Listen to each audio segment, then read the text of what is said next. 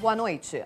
A polícia prendeu hoje pela manhã 3 médicos que, segundo as investigações, cobravam até R$2.000 para fazer parto e cesariana em maternidades da rede pública. Entre os presos está um ex-vereador e um dos médicos é investigado também por abusar de uma paciente. A polícia começou a cumprir os mandados ainda na madrugada. 3 médicos foram presos suspeitos de cobrarem propina para fazer partos cesariana em hospitais públicos. Um dos médicos foi preso nessa maternidade na zona norte de Manaus. O ginecologista Armando Andrade estava de plantão quando os policiais chegaram para cumprir o mandado de prisão. De acordo com as investigações, ele cobrava das pacientes cerca de R$2.000 para que elas fizessem parto cesariana dentro da unidade hospitalar que pertence ao governo do estado do Amazonas. A polícia ainda investiga o ginecologista por ter abusado sexualmente de uma das pacientes dele. Pacientes que iam para fazer exames e que acabavam sendo manipuladas de forma indevida por alguns desses médicos. E a junção de médicos, enfermeiros, equipe, nós temos uma formação de quadrilha. Os outros médicos presos são o ginecologista Odilon Gomes e o ex-vereador Dr. Denis Almeida. Durante as investigações, outros nomes foram citados e esses nomes também estão sob investigação. Segundo as investigações, os médicos atendiam nas 4 principais maternidades de Manaus. Até agora, 6 pacientes atendidas na Moura Tapajós, Dona Lindu e Ana Braga, procuraram a polícia para denunciar os crimes.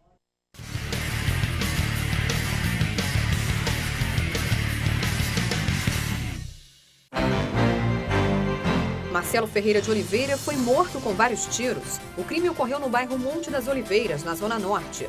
Ainda não há suspeitos do assassino e nenhum motivo do assassinato. Mas, de acordo com a polícia, Marcelo respondia na justiça por homicídio e tráfico de drogas.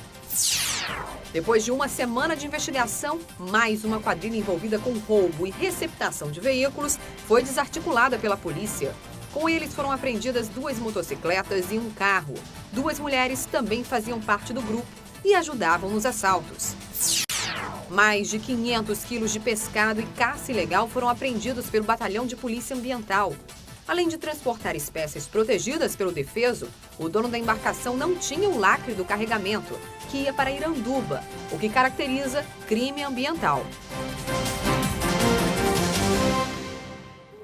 O Rio Solimões continua subindo bem acima da média, segundo o Serviço Geológico do Brasil.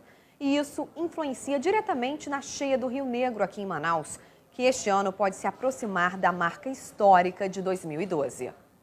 Faz 20 anos que seu Alzemiro mora na Glória e sempre teve que conviver com a cheia. Mas nesse ano ele se preveniu, já conta os dias para deixar a casa. Ali para ela encosta no assoalho, a água. Aí o senhor resolveu se mudar? Resolvi me mudar. Dona Maria também vai alugar um quarto para ficar até a vazante. Sei que a gente gasta um pouco, né? A gente ajuda. Opera, paga um tanto, a outra ajuda na comida, é assim, tá entendendo? E aí a gente passa enchente, aí quando seca, aí de volta de novo. O nível na cabeceira do Rio Negro, que fica na Colômbia, deve continuar descendo até março. Mas a cheia aqui em Manaus é diretamente influenciada pelo volume de água do Rio Solimões, que funciona como uma espécie de represa para o Rio Negro. Toda a calha do Rio Negro, de Barcelos para cima, ela encontra-se ainda em período de vazante. No entanto, aqui em Manaus há a influência desse represamento que o Solimões provoca no Rio Negro. O Solimões ele tem um volume de água que chega a ser 5 vezes maior do que o Rio Negro e ali no encontro das águas acaba acontecendo esse represamento que faz então com que o nível do Rio Negro aqui em Manaus ele suba, determinando o período cheio. Enquanto o Rio Negro ainda está no período de vazante, o Solimões ganha mais volume de água. Isso acontece porque as chuvas atingem regiões diferentes. E caso o ritmo continue o mesmo nos próximos dias, é provável que a cheia deste ano seja bem parecida com a de 2012, quando a cota do rio chegou à marca de 29 metros e 97 centímetros. Os volumes de água do Rio Solimões, eles vêm apresentando um quadro muito semelhante a 2012, em termos de volume. Se essa tendência continuar, provavelmente nós vamos ter uma cheia acima da média aqui na região. Caso o nível do Rio Negro deste ano atinja a cota histórica, a previsão, segundo o CPRM, é que os próximos 5 anos sejam de grandes cheias. A Eletrobras Amazonas Energia foi multada hoje durante uma fiscalização da Comissão de Defesa do Consumidor da Câmara Municipal de Manaus. O motivo foi o tempo que os clientes levam para serem atendidos.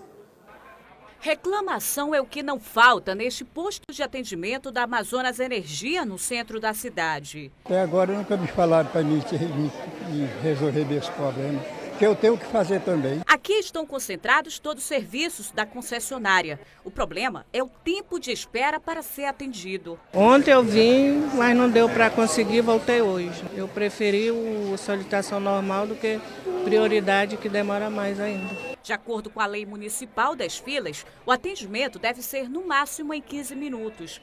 Mas, como não é cumprida, a concessionária foi multada em mais de R$8 mil durante uma fiscalização da Comissão de Defesa do Consumidor da Câmara Municipal. Um flagrante desrespeito ao consumidor da nossa cidade, que merecia um atendimento mais rápido, mais eficaz e descentralizado.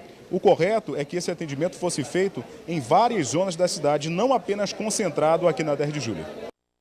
A Eletrobras Amazonas Energia tem 10 dias para apresentar suas justificativas, mas a assessoria adiantou que a empresa cumpre a resolução da Agência Nacional de Energia Elétrica, que estabelece o tempo máximo de espera de 45 minutos para o atendimento. Também foi confirmada para amanhã a falta de energia e água em vários bairros próximos à Estrada do Aleixo, na Zona Leste, por causa de trabalhos de manutenção elétrica de uma estação da Manaus Ambiental. Os serviços devem durar de 8 horas da manhã às 4 da tarde. E hoje a Assembleia Legislativa do Amazonas fez uma sessão especial em homenagem aos 48 anos da SUFRAMA. Mesmo com a prorrogação dos incentivos fiscais da Zona Franca de Manaus até 2073, participantes do evento reclamaram da diferença salarial dos funcionários da autarquia em relação a outros órgãos federais. Outro ponto debatido foi a indefinição do superintendente da SUFRAMA durante a sessão. Alguns deputados assinaram uma carta pedindo à presidente Dilma Rousseff que Gustavo Igrejas, hoje interino no cargo, seja efetivado na função. Agora o esporte. Por causa do atraso na conclusão das obras do estádio Gilbertão, em Manacapuru, Princesa dos Solimões e Operário jogaram ontem aqui em Manaus pela primeira rodada do Campeonato Amazonense de Futebol. Veja os gols.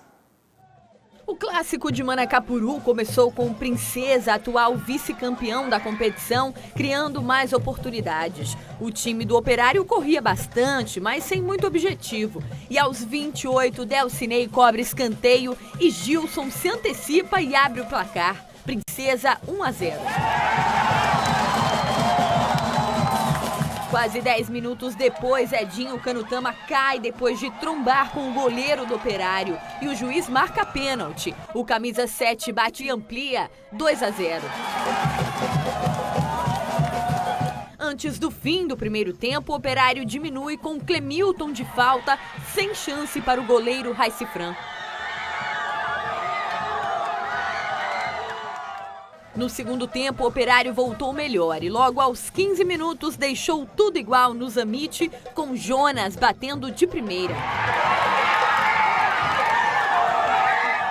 Depois do empate, a partida continuou equilibrada. O Princesa perdeu algumas chances, o Operário também não conseguia concluir as jogadas e o jogo terminou em 2-2. Com o resultado, as equipes conquistam apenas 1 ponto. Nós começamos com um ritmo bom e parou muito o jogo, nossa equipe prejudicou muito com isso, mas é se focar agora, trabalhar para o próximo jogo. Agora o próximo desafio do Princesa é no sábado contra o São Raimundo. Já o Operário pega o Nacional na semana que vem.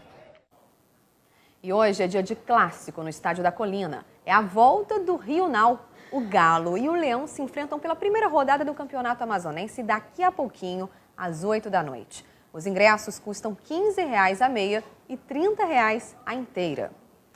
E não faltou emoção na grande final do Peladão Brahma 2014. Na categoria principal, teve golaço e decisão por pênaltis. Confira. Colina lotada para a grande final do Peladão Brahma. Mais de 10 mil pessoas foram prestigiar a final Master e a final principal do maior campeonato de peladas do mundo. O primeiro jogo foi entre a AJ Master e Independente da Cidade Nova. Logo no primeiro tempo, a AJ Master faz 1-0, com Pedro Maués, camisa 10 do time.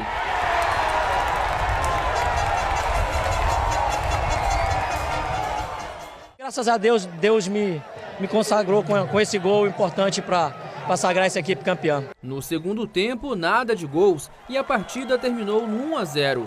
Vitória do AJ Master. Em seguida, a rainha do Peladão fez uma entrada triunfal. O helicóptero da Realeza passeou pelo gramado até pousar no centro do campo. A tradicional volta no campo foi festejada pelos torcedores. Chega a grande final entre T5 Jamaica da Compensa e Amigos da Cidade Nova. Logo aos 3 minutos, Amigos da Cidade Nova marca o primeiro gol da partida.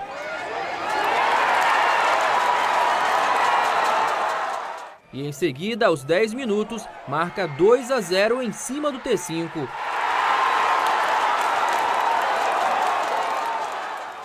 Depois, muita confusão dentro de campo, resultando em 3 jogadores expulsos.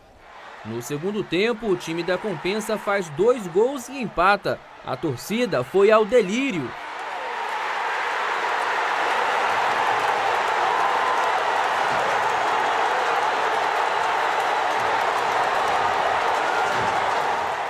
O jogo foi para as cobranças de pênaltis e o T5, que estava perdendo, fez 3-2, virou o jogo e saiu com a vitória. Foi motivo de muito trabalho, né? Muita união. A nossa torcida aí, que a Compensa é apaixonada. Então acho que os garotos estão de parabéns, se dedicaram bastante, todo mundo, a comissão, diretoria, os jogadores tudinho. Então todos estão de parabéns, que a gente treinou, foi 5, 6 meses muito forte, de muito trabalho.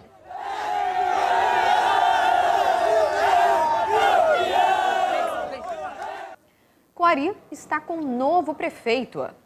O Tribunal de Justiça do Amazonas anulou a eleição para a presidência da Câmara de Vereadores do município, que havia sido realizada em novembro de 2014 e que elegeu Eliseu Monteiro como chefe do Parlamento Municipal. Com a decisão, Eliseu Monteiro perdeu o cargo e também deixa de assumir a prefeitura da cidade. Pela decisão da desembargadora Encarnação Salgado, quem assume a presidência da Câmara e a prefeitura é o parlamentar mais velho da casa. Portanto, Carlos Alves Batista, do PTC, é o novo prefeito de Coari. Agora, olha só que história legal. Um morador lá da Cidade Nova, cansado do cenário que tinha em frente de casa, resolveu tomar uma atitude. Transformou o espaço que servia como um depósito de lixo em um jardim para a comunidade. Todos os dias depois da escola, a pequena Adria e as amiguinhas têm destino certo. Você gosta da pracinha? Gosto. Por quê? Porque lá é muito divertido. Aqui tem bancos, plantas, árvores frutíferas, flores, um pedacinho da natureza no meio da cidade. Mas o jardim batizado como Cajueiro da 13 já foi bem diferente. Aqui tinha uma lixeira viciada. Uma parte do material foi reaproveitada. Madeira agora é vaso de planta ou plaquinhas como essa daqui, que fazem referência à preservação da natureza. Tem até uma biblioteca improvisada. O cofre virou suporte, o capacete velho também. Quem resolveu revitalizar esse lugar foi o Charles, morador do bairro. Quando um dia eu estava aqui em casa, em frente de casa, e eu vi um carro parar, que eu até então não tinha visto. Apareceu o lixo, os materiais, mas ninguém sabia quem jogava. Quando foi um dia eu deparei com um veículo, né, um rapaz despejando lixo. Aí eu saí para perguntar lá dele, né, por que ele estava jogando. Aí ele só falou que era uma lixeira, né.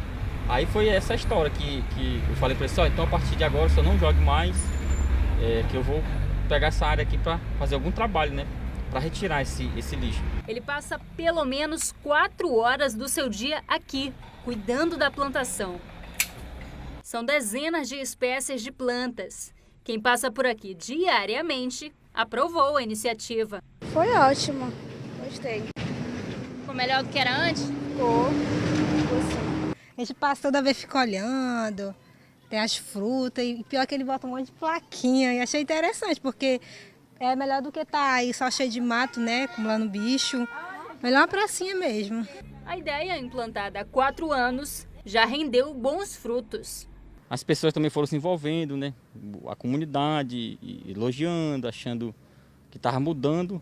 E isso aí vai nos estimulando, né? A melhorar e acreditar, né, que é possível mudar, né? A mudança, ainda que demorada, fez a diferença e deixou com que a natureza ocupasse o seu devido lugar.